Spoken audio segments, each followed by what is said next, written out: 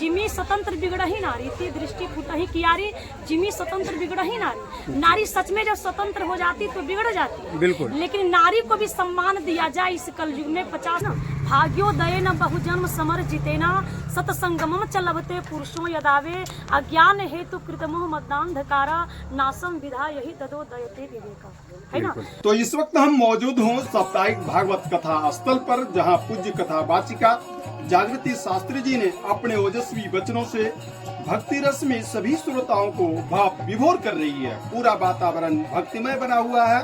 तो आइए सीधे बात करते हैं और जानते हैं साप्ताहिक भागवत कथा से जुड़े कुछ सवाल। शास्त्री जी, सबसे पहले आपको जय श्री कृष्णा, राधे राधे। जी, बताना चाहेंगे इस तरह का कथा वाचन की प्रेरणा आपको कहाँ से मिली और अब तक का सबसे बड़ा भावुक क्षण कौन सा रहा है? यहाँ तक लाने वाले हमारे जो मार्ग हैं, हमारे पतिदेव जी हैं जी, यही हमारे गुरु हैं, जी, पति हैं, जो भी सोचे वही हमारे हैं।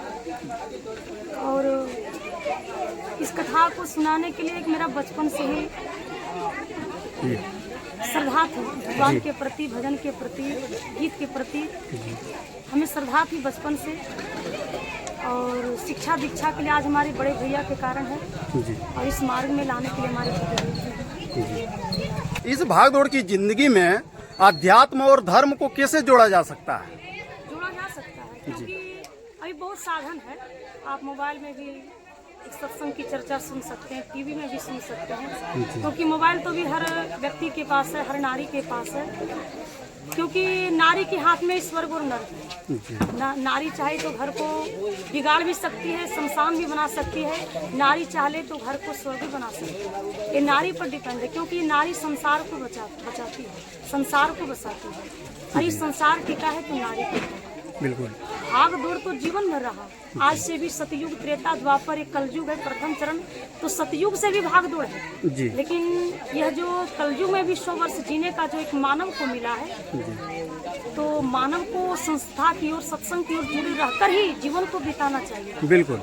अगर सत्संग कोई पिता सुनते हैं तो उसका विचार, उसका संस्कार एक बच्चों पर पड़ता है, बिल्कुल, है ना। इसलिए मानव को भाग दौड़ देखते हुए जीवन में, इस लाइफ में सत्संग जरूरी है। बिल्कुल।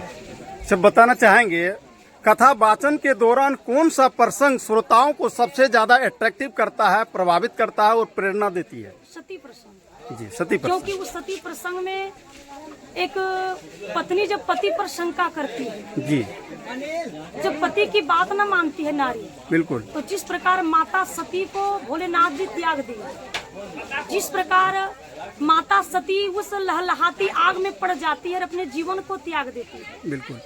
आज अगर माता सती पति पर विश्वास करती, पति की बात मानती, तो हो सकता था माता सती को जलना नहीं पड़ता।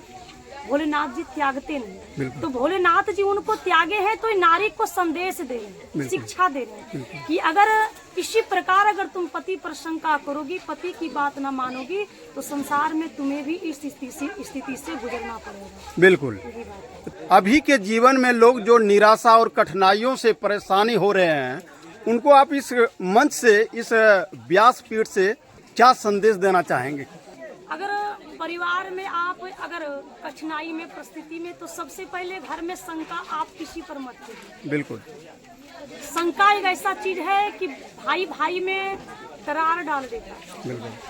शंका एक ऐसा चीज है कि पिता पुत्र में दरार डाल देता है। शंका एक ऐसी चीज है कि सास बहू के बीच में प्रेम नहीं।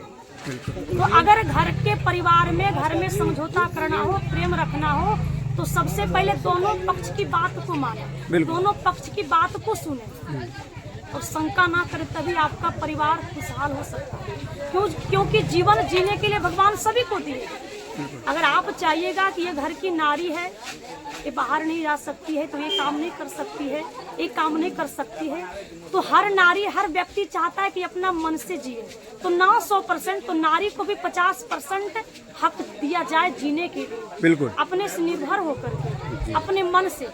नारी को स्वतंत्र नहीं होना चाहिए, परतंत्र होना चाहिए। जिमी स्वतंत्र बिगड़ही नारी ती दृष्टि फुटही कियारी, जिमी स्वतंत्र बिगड़ही नारी। नारी सच में जब स्वतंत्र हो जाती तो बिगड़ जाती, बिल्कुल। लेकिन नारी को भी सम्मान दिया जाए इस कलयुग में, 50% दिया जाए कि अपने मन से जीने का प्रयास करें। बिल्कुल। आज के समय में युवा धर्म से धीरे धीरे अलग होते जा रहे हैं, उसको आप धर्म के साथ कैसे जोड़ना चाहेंगे? और इस कलयुग में चाहिएगा कि हम इस मार्ग पर जोड़े रहना चाहिए तो नहीं चाहता, बिल्कुल जोड़ नहीं पाइएगा, क्योंकि जो माँ अपने गर्भ से 5 पुत्र को जन्म देती तो 5 पुत्र का दिमाग, विवेक, बुद्धि एक जैसा नहीं होता। बिल्कुल। जिस प्रकार अपने ही हाथ में 5 उंगली तो 5 उंगली बराबर नहीं है जी। ये जो है आप चाहिएगा कि सभी को एक बंधन में रख पाएंगे तो नहीं रख पाएंगे। प्रभु श्री राम जी को भी कलंक मिला, भगवान कृष्ण को भी कलंक मिला, यहाँ तक भगवान को नहीं छोड़ा है ना। भगवान सभी को प्रजा नहीं एक कर पाए तो हम और आप क्या कर सकते हैं। तमाम इस क्षेत्रवासियों को इस व्यासपीठ से क्या शुभ संदेश देना चाहेंगे आप? ये व्यासपीठ से यही सूचना देते हैं, शुभ संकेत देते हैं। देखिए, सबसे पहले इस सत्संग में जुड़ने का प्रयास करें, क्योंकि सत्संग से मानव को ज्ञान मिलता है ना। भाग्योदय न बहुजन्म समर जितेना, सत्संगमम च लभते पुरुषों यदावे, अज्ञान हेतु कृतमोह मद्दांधकारा, नासम विधा यही तदो दयते विवेका, है ना।